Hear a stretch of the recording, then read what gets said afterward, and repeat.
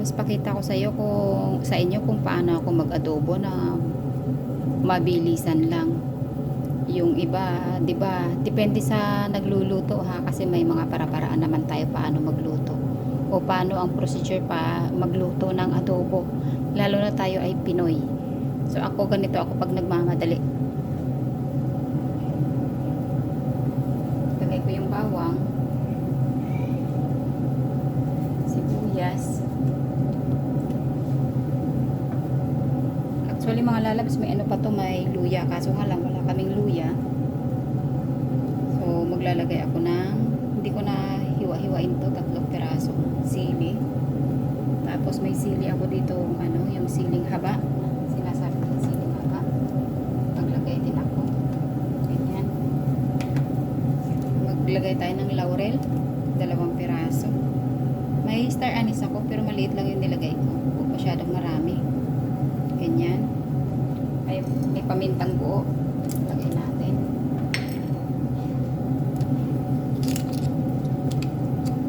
Habang naglalagay ako ng mga sahog natin, ano na yan, napaandar ko na yung apoy. Ganyan. Kung nandito ka sa Middle East, kilala mo ito. Kusa ang tawag.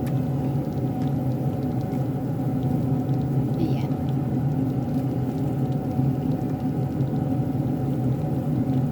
Mahina lang yung apay natin mga langga ha.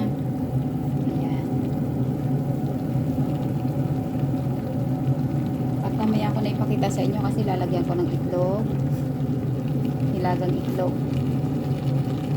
Nilaga ko pa yung itlog bago ko ilagay sa ating adobo.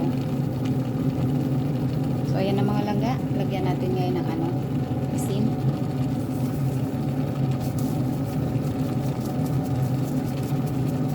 Para sa akin ganyan asin okay na yan kasi maglalagay pa tayo ng toyo.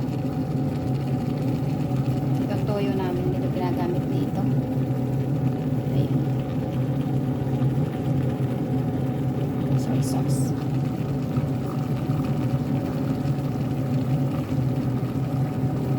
Tsahin nyo lang mga langga ah.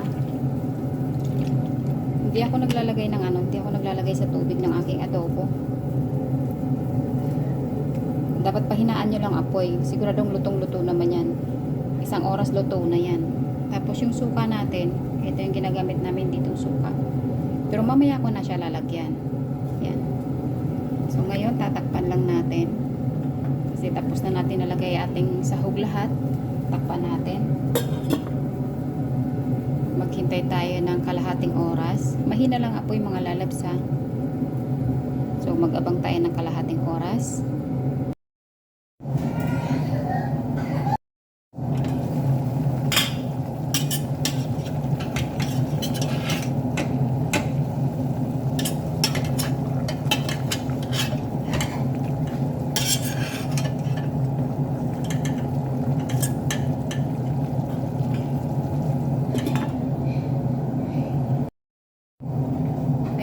Lalabs, tingnan natin yung ating adobo.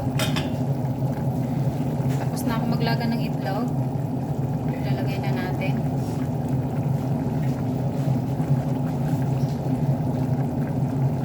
Siyempre, tatakpan natin.